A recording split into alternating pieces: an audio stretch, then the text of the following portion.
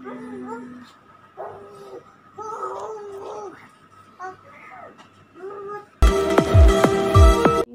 tayo guys habang naghihintay sa daddy niya. Pinapatulog ko si Laila guys para makatulog siya kasi yan, nag-aalboroto siya. Hi guys, usap tayo guys. Habang nag-walking tayo guys, so mag-usap-usap muna tayo. Yan, naantay ko yung daddy niya kasi aalis kami guys. Mayroong immunization si Laila, so nakalimutan nung nakaraan and pinalo up sa amin ng Medicare dito guys na kailangan siyang magkaroon ng immunization, yung nakaligtaan namin para ma-receive namin yung kanyang Medicare. So yun guys, mayroon pala akong ikwento sa inyo guys kasi kahapon guys galing kami ng doon sa Wallis, no, then nagplano na kasi kami na bibili kami ng bahay. So mayroon doon kami nakita doon sa kalapit lugar nito, malapit lang dito. So yun ang target namin kasi malapit siya sa mga establishment, sa yan, kompleto guys. So yun guys, matagal na kami dito, 'di ba? 2 taon na ako dito guys. Ngayon ko lang nalaman guys yung partner ko, ngayon lang niya sinabi sa akin. Ngayon ko lang nalaman yung dito rin banda nakatira sila dati ng kanyang unang asawa, pero hindi naman as in dito guys, doon sa kabilang yan area. Then yun guys, sabi sa akin, yun, pinakita niya sa akin yung bahay ng dati nilang tinitirhan, pero matagal na yun guys, mga 2 dekada na. So ang ganda ng bahay. Syempre bininta niya yon nung naghiwalay sila ng kanyang asawa dati. So nabanggit niya rin sa akin guys na sabi niya kung ibenta daw yun ulit, bibilhin daw, doon daw kami titira. Sabi ko hindi pwede kasi marami kayong mga yan, mga memories doon, 'di ba? So ang ganda ng bahay guys, ipakita ko yung kanyang itsura ng bahay. Ang ganda siya, malaki. So yan, ngayon renta kami. Siyempre sa dati naman niyang asawa yun, kaya bininta. So malaki siya. Ngayon ko lang nakita guys, ngayon ko lang nalaman.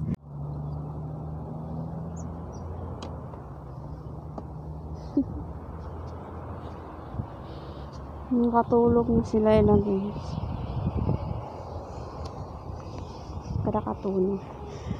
So yun guys, ipakita ko dito yung hitsura ng bahay. Kahawig siya sa design ng bahay, pero hindi ko siya na picturean kasi guys nung pumunta kami nung time na yun doon sa bahay nila dati nung pinakita, kasi wala akong dalang kahit ano na camera o kahit yung phone, wala akong dala guys. So ipakita ko lang yung kanyang design ng bahay.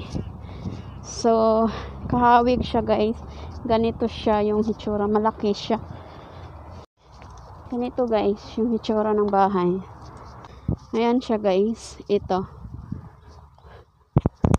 So maganda siya. So yan siya guys, ganito yung hitsura ng bahay, ganyan. Malaki siya. Diba ang ganda guys?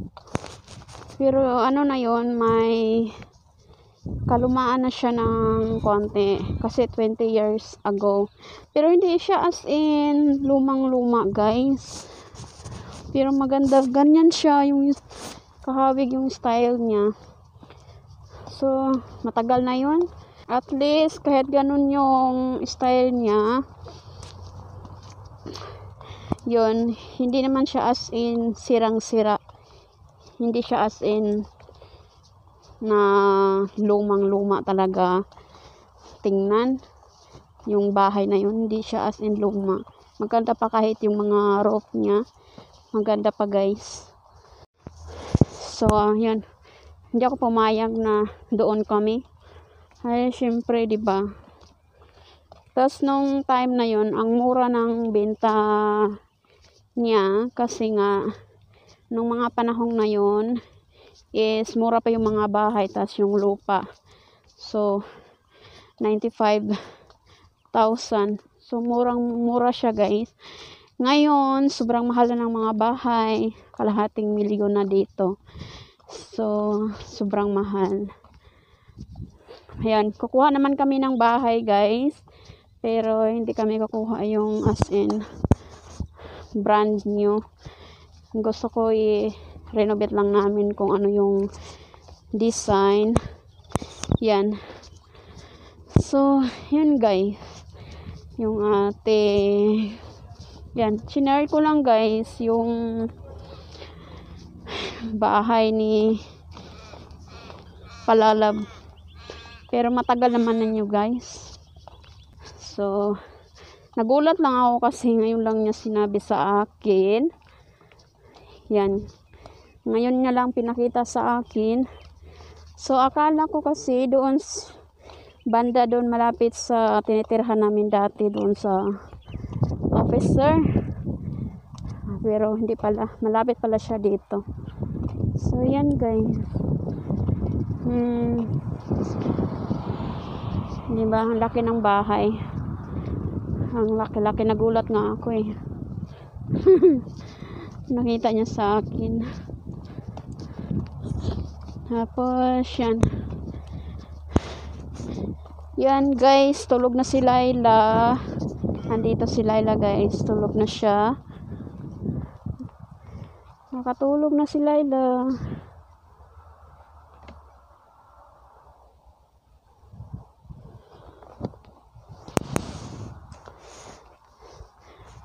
So,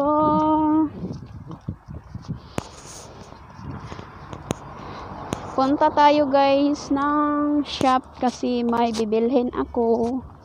Malapit lang yung shop dito, guys. So, yan. Yan yung sinabi ko sa isa na pag maglipat kami, gusto ko yung malapit lang siya sa mga shop kasi lalakad-lakarin lang.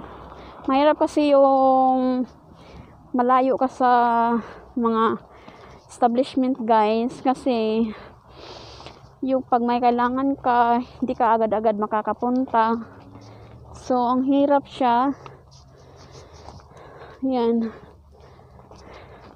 Tinatawid lang namin yung shop dito. Pero, more on grocery siya. Wala siya yung big na like sa Kmart. Wala siya. Pero at least malapit lang naman dito. Pati yung mga Asian store. So, malapit lang din. Kaso nga, kailangan mo rin mag-ride kasi lalakarin. Mahirap din naman para sa akin. Yan, may bata. Sobrang init pa. Pag nag-alboroto sa gitna ng ano, kakargahin mo. Ayun.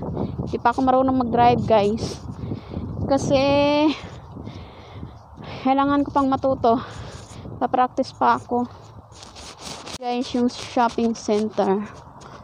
Yan, malapit lang siya.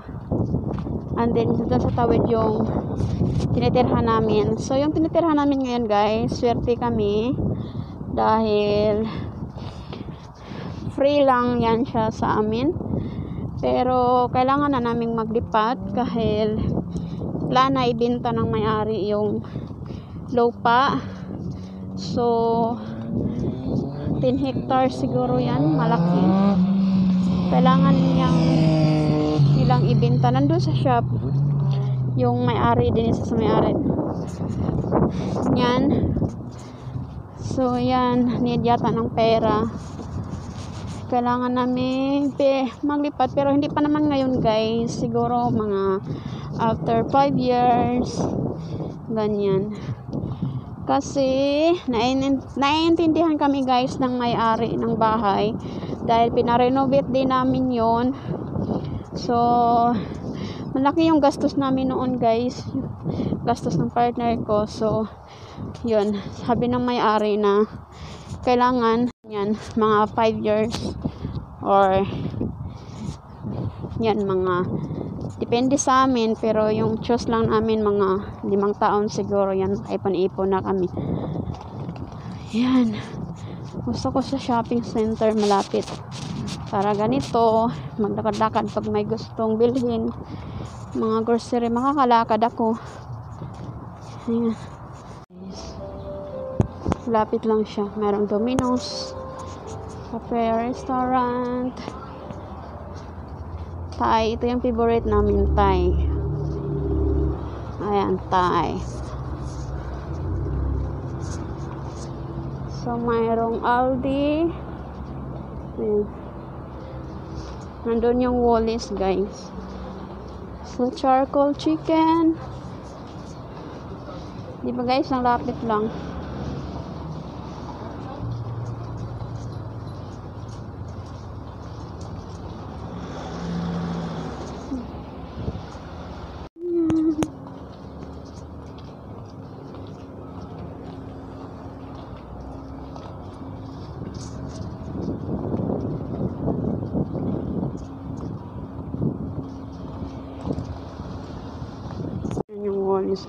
Yung pharmacy, yung bank. Silipin ko yung bank, guys, kasi mag-open kami ng para kay Laila. Hindi ko alam kung bukas na yan. Ayan.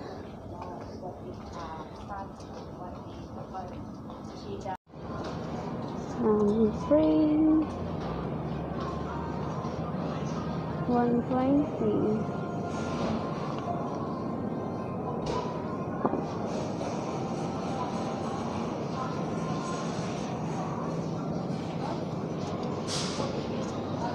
Kuha ako ng libre, guys. Free lang to. Para kay Laila.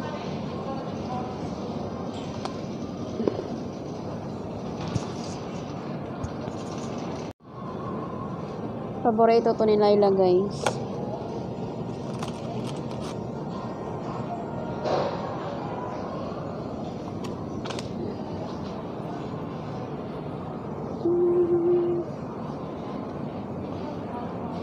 Sure.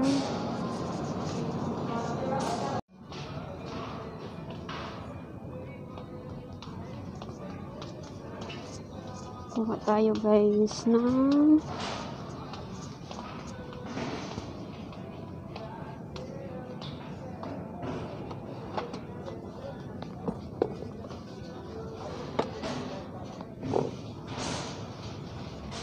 guys. Ito lang yung binili ko, guys, kapag may kailangan ako. Hindi masyadong marami. Kasama ko yung partner ko, bibili kami ng maramihan. So, yan. Ganyan lang siya. Laila is here. Laila. Laila. Laila. Gising na si Laila, guys. Ang bilis siyang nagising. Where are you, Laila? You are in shopping center. Come. Uwi na kami, guys, kasi nandito na yung partner ko. So, pupunta na kami, guys, sa clinic. Kasi doon pa siya, guys, sa dating tinitirhan namin. Yung clinic na pupuntahan namin. So, mag-travel pa kami, guys, ng 1 hour. So, yan. Uwi na tayo, guys. Nandito lang kami yung bahay. Lapit lang.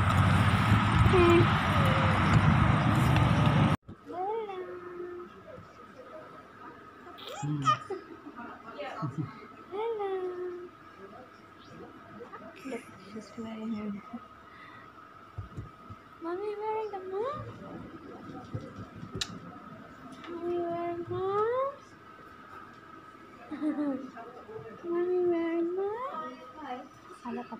the baby.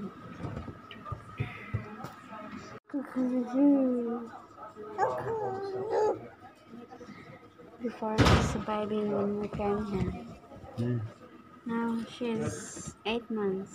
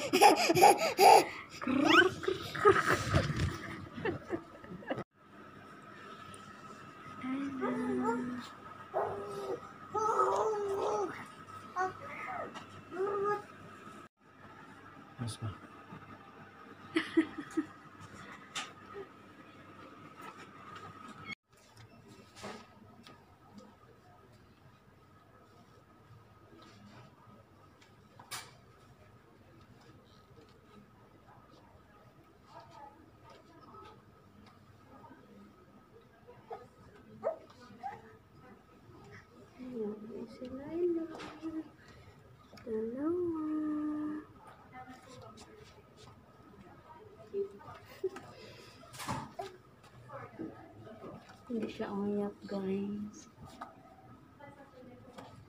Hindi siya umiyak na marami.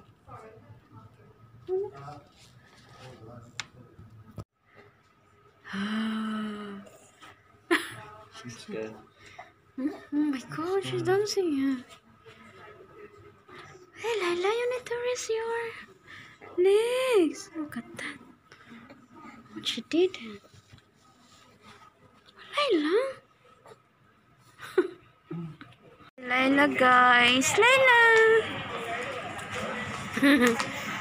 Binilhan siya ng ice cream. Layla. Hindi siya umiyak. Hindi siya umiyak. Napaka-talino nitong bata. Hindi nag-iiyak. You are so brave, Layla. Matapang. I will take her. This one only? Yep. Okay. Matapang, guys. Nag-iiyak.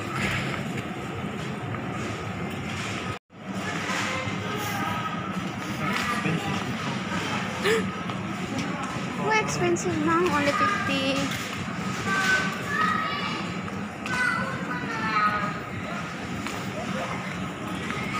Guys, kararating lang namin, guys. Nakabihis na ako and sila binihisan ko na rin. So, marami akong gagawin, guys. Maghugas. Hindi pa ako masyado nakapaglinis dito sa loob. And si Layla, guys, wala siya dito sa akin. Nandoon siya sa labas. Kinuha siya ng aking dad-in-law. So, yan. Binigyan tayo ng time. Naawa yan sila sa akin, guys. Pag nakikita nilang minsan na busy ako, tapos yung bata ayaw magpapalapag minsan. Naawa yan sila sa akin, kaya kinukuha nila yung bata. Binibigyan nila ako ng time. Sabi nga, magpahinga. Hindi naman ako makapagpahinga, guys, kasi nga marami tayong gagawin dito sa loob ng bahay. Pero at least yan. Yun, pinapasyal-pasyal si Layla doon sa labas. Yan. Dito muna tayo, guys. Marami tayong gagawin. Kasi yung partner ko may pinuntahan saglit sa labas. Guys, marami tayong gagawin. Di pa ako tapos. Di pa masyadong malinis yung aking. Yan, di pa ako nakapag-map. Hugasan natin. Chiring. Hugasan. So, kailangan kong hugasan muna yan.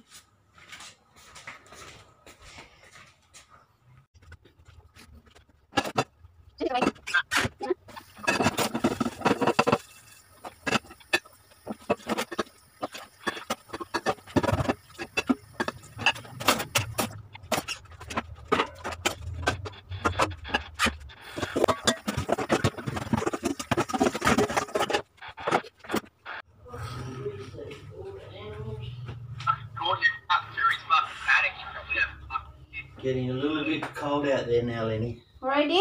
Yeah, a little bit cold out there for her, and she won't keep her hat on. Huh? She won't keep it on. What's going on, Lala? What?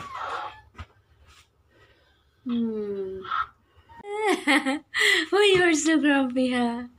Oh, because of your needle. What are you doing? Going to sleep? Come here. Let's go for a nap. Consciousness. It's such an American book. And this was in the States, there weren't many books like that. You were looking at great children's books. You were looking at London things like Alice in Wonderland. And this is one of the very early American fairy tales. All right, I think I can guess. Tell me what your feelings are. You don't like? That vanishing. I should tell you, by the way, I had a story. Yeah, I can see. If that's for Just $8.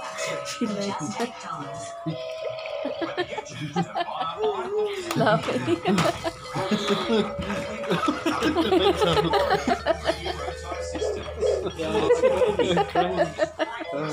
She's happy.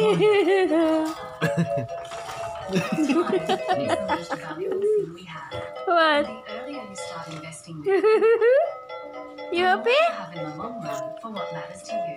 She's talking already. Mum. You know, second dinner party, I was Try again, hey. toxic relationship. I came to you guys Whoa, as whoa, support. I whoa. didn't get that. I was nothing. Hmm? On top of that, what you did, sourcing a photo of She's to Mum. everyone was really unkind. Like, why- Mum.